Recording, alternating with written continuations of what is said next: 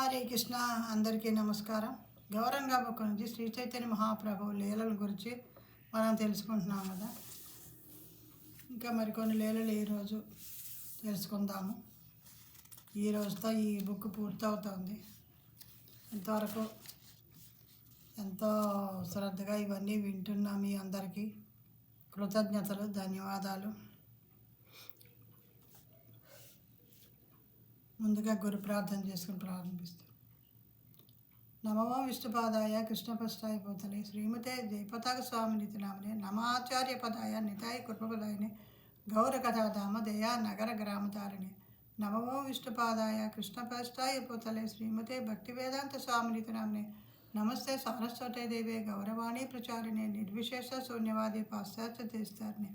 నమో మహావదనాయ కృష్ణ ప్రేమ పదాయ కృష్ణాయ కృష్ణ చైతన్య నామనే గౌరతిషే నమ. నమో బ్రహ్మణ దేవాయ గో బ్రాహ్మణితాయ జగద్హితాయ కృష్ణాయ గోవిందాయ నమో నమః. హే కృష్ణ కరుణా సింధో దీనబంధో జగత్పతే గోపేశ గోపికాకాంత రాధాకాంత నమోస్తుతే. తప్తకాంతన గౌరాంగి రాధే వృందావనేశ్వరి వృషభానుసుతే దేవి ప్రణమామి హరిప్రియ. వాంఛాకల్పతరుభ్యశ్చ కృపా సింధుభ్యో చ పతితానాం పావనేభ్యో వైష్ణవేభ్యో నమో నమః. మోకం కరోతి వాచాలం పంగుం లంఘాయితే గిరిం యత్కృపాతమహం వందే శ్రీగురుం దేవతారణం పరమానందమాధవం శ్రీ చైతన్య ఈశ్వరం. జయ జయ శ్రీ చైతన్య జయ నిత్యానంద జయ అద్వైత చంద్ర జయ గౌరభక్తవృంద. జయ జయ శ్రీ చైతన్య జయ నిత్యానంద జయ అద్వైత చంద్ర జయ గౌరభక్తవృంద. జయ జయ శ్రీ చైతన్య జయ నిత్యానంద జయ అద్వైత చంద్ర జయ గౌరభక్తవృంద. మా శిష్యా గురువులందరికీ పేరు పేరు చొప్పున పాదావందనాలు చేసుకుంటూ, మీకు ఇంతకుముందు కూడా 1-2 సార్లు చెప్పాను. 2.5 సంవత్సరాలుగా నేను ఇస్కాన్ హ్యాబిట్స్ హైదరాబాద్ వారి గౌరంగవాణి టీంలో భగవద్గీత ఆన్లైన్ క్లాసులకు అటెండ్ అవుతూ ఉన్నాను. మా గురువులు చెప్పినవి కొంతవరకైనా మరి నలుగురికి కొంతమందికి అందించాలని తాపత్రయంతో నేను ఈ కార్యక్రమం మొదలుపెట్టడం జరిగింది. ఈ క్లాసుల్లో చేరినప్పటి నుంచి నాకు ఇన్ని సంవత్సరాలు ఎందుకు ఇంతగా వృధాగా కాలక్షేపం చేశానా అన్న బాధ కలుగుతుంది. ఇప్పటికే నాకు 71 సంవత్సరాలు. ఇన్ని సంవత్సరాలు వేస్ట్ చేశాను. ఇంకెన్నాళ్ళు ఉంటామో తెలియదు. ఉన్నంతసేపు ఈ కృష్ణుడి గురించి ఇంకా తెలుసుకుంటూ, చేయగలిగినంత చేస్తూ భక్తిలో ముందుకెళ్ళాలని తాపత్రయపడుతున్నాను. అందుకే ఇప్పుడు నాకు తెలిసినంత మటుకు అందరికీ అదే చెప్తాను. ఎప్పుడో ముసలితనం వచ్చాక అప్పుడు చూద్దాము అని అనుకోకుండా మనం ఎంత తొందరగా భక్తిలోకి వస్తే అంత మంచిది, మనకి ఎంతో మేలు జరుగుతుంది. మాకు ఇవన్నీ చెప్పేవాళ్ళు లేక మాకు తెలియక ఇవంటే ఇలా ఎన్నో సంవత్సరాలు వృధా చేశాము.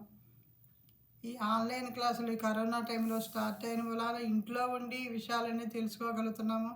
లేకపోతే ఎప్పటికీ కూడా మనం తెలుసుకోలేకపోయేదామని అనుకుంటున్నాను. నేను ఈ క్లాసులు వినడము,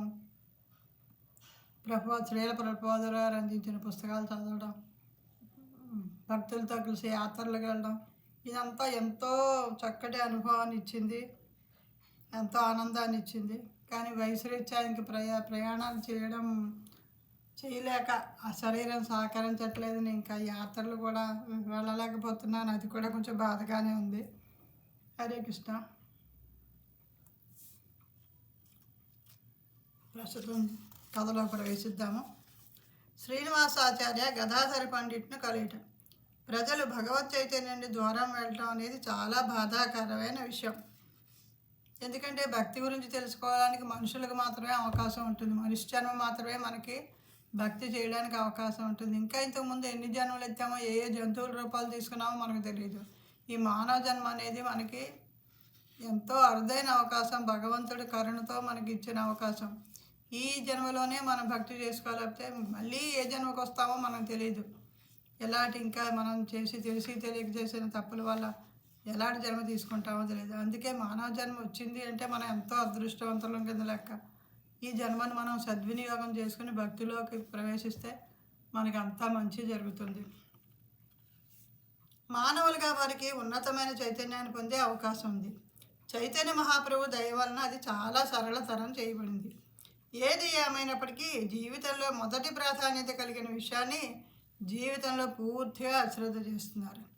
మనం ఏది ఇంపార్టెంట్గా ఫస్ట్ తీసుకోవాలో దాన్ని వదిలేస్తే వేరే వేరే కార్యక్రమాల్లోకి వెళ్ళిపోతున్నాం. మనం ఎన్నో ప్రాధాన్యత ఇచ్చేస్తున్నాం. మనం ఎన్నో విషయాలకి మనకి ఉపయోగపడని విషయాలకి ఎక్కువ మనం ప్రాధాన్యత ఇస్తున్నాం.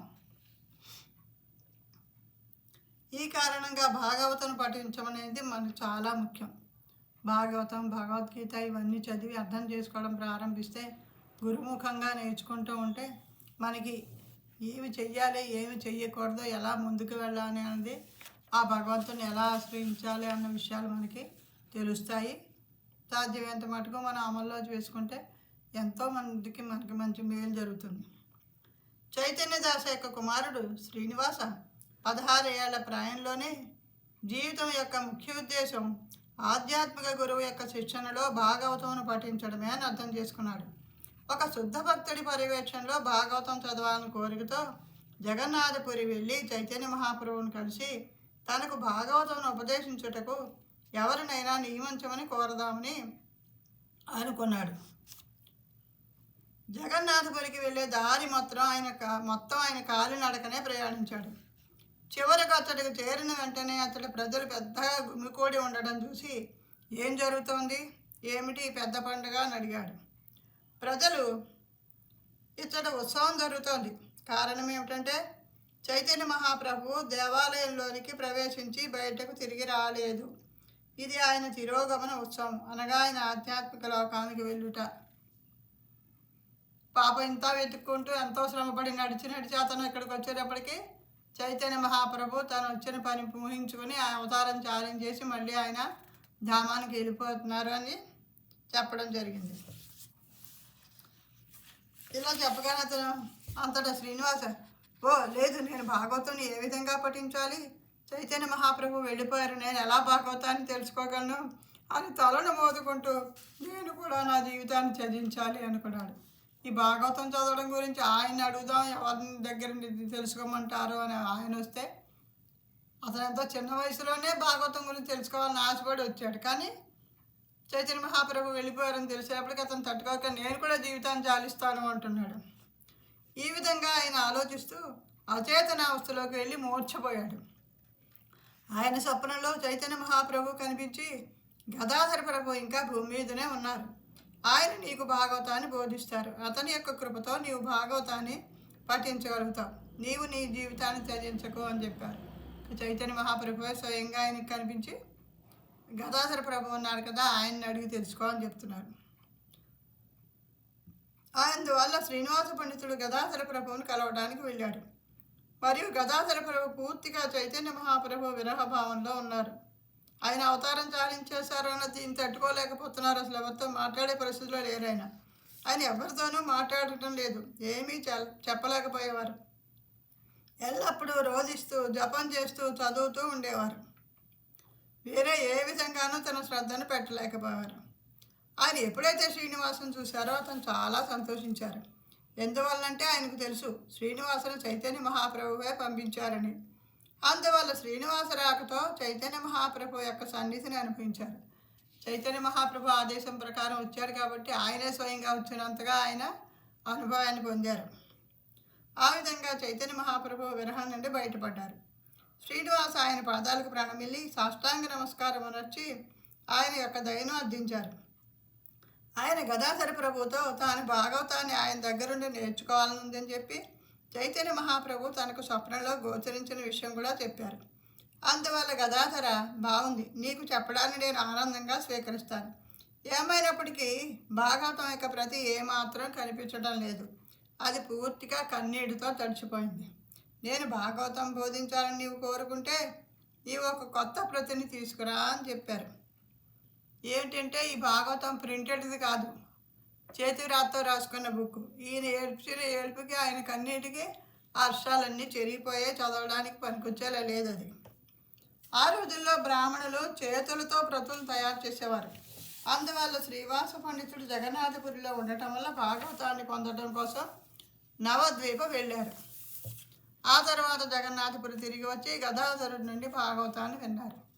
ఆయన మళ్ళీ కొత్త ప్రతి తెచ్చుకోవడం కోసం నవద్వీపానికి వెళ్ళి మళ్ళీ అక్కడి నుంచి జగన్నాథపురి వచ్చి గదాధరుడి నుంచి భాగవతాన్ని వినడం జరిగింది. అది భాగవతం, భగవద్గీత ఇవన్నీ కూడా మనంతట మనం సొంతంగా చదువుకుంటే అర్థం కావవి. అది గురువు ముఖంగా వినాలి. వాళ్ళ ద్వారా వాళ్ళు అర్థం అయ్యేలా మనకి వివరించి చెప్పినప్పుడు వింటేనే మనం అది పూర్తిగా అర్థం చేసుకోగలం.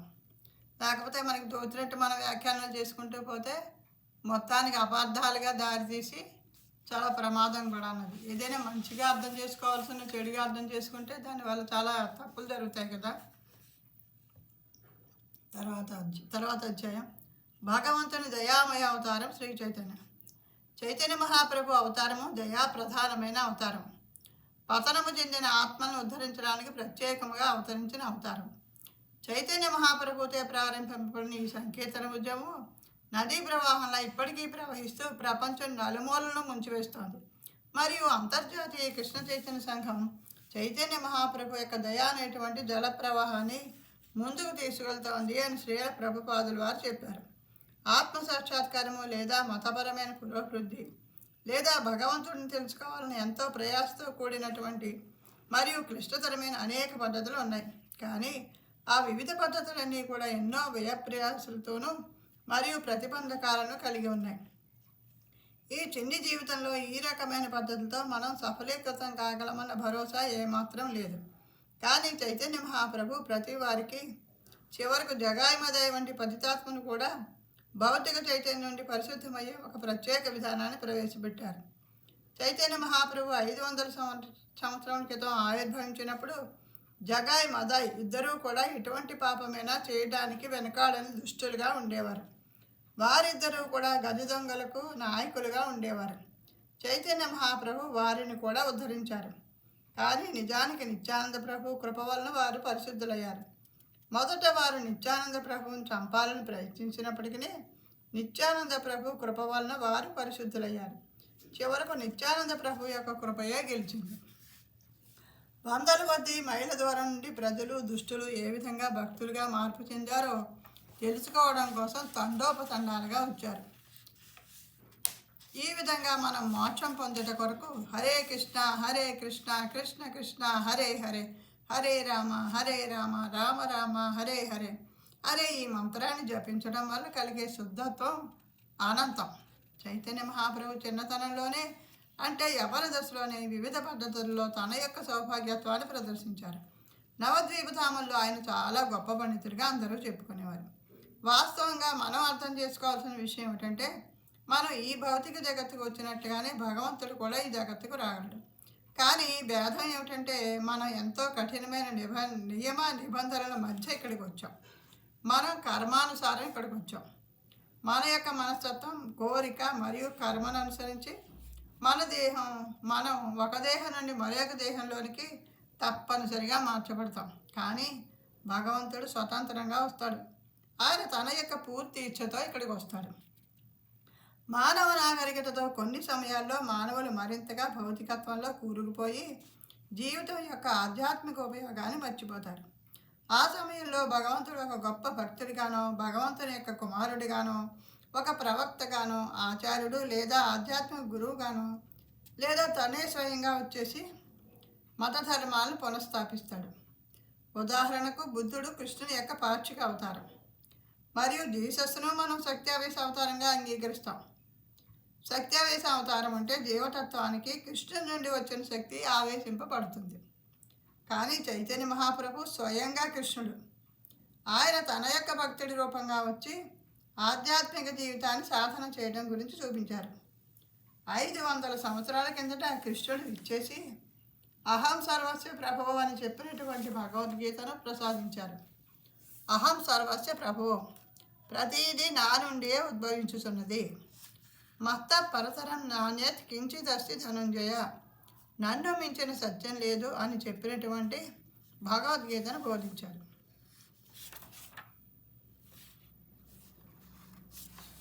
కృష్ణుడు వచ్చింది 5000 సంవత్సరాల క్రితం ద్వాపర యుగంలో. చైతన్య మహాప్రభు వచ్చింది 500 సంవత్సరాల క్రితం మనకి ఈ కలియుగంలోనే. అర్జునుడు కృష్ణుని యొక్క దివ్య రూపమును గాంచి నీవు సర్వమునకు ఆశ్రయం ఇచ్చేవాడు, నీవు తెలియబడనివాడు మరియు ఇంద్రియాతీతుడు అనుచు కృష్ణుని పరమ సత్యముగా అంగీకరించాడు. కృష్ణుడు స్వరాట్ అని చెప్పబడతాడు, అంటే పూర్ణ స్వతంత్రుడవు అని అర్థం. ప్రతివారు స్వతంత్రంగా ఉండాలని అభిలషిస్తారు. ఎందువలనంటే వారు స్వేచ్ఛను కోరుకుంటారు మరియు వారు కోరుకున్న ప్రతి దానిని చెయ్యాలని కోరుకుంటారు, కావున స్వేచ్ఛను కావాలంటారు. కానీ దురదృష్టవశాత్తు మనం ఆ విధంగా చేయలేం. వాస్తవానికి మనం మన ఇంద్రియాలను అనుసరించేటట్టు చేయబడతాం. భౌతిక ప్రకృతి యొక్క కఠిన నియమ నిబంధనల వల్ల మనం బలవంతంగా సుఖ దుఃఖాలను పొందుతున్నాం. మనం స్వతంత్రులం కావు. కానీ కృష్ణుడు ఎప్పుడైతే వచ్చాడో అతను మాత్రం స్వతంత్రుడు. ఆయన ఏమి చేసినా కూడా దానికి ప్రతిచర్య ఉండదు. కర్మ యొక్క ప్రభావం వల్ల ఆయన సుఖ దుఃఖాలను పొందరు.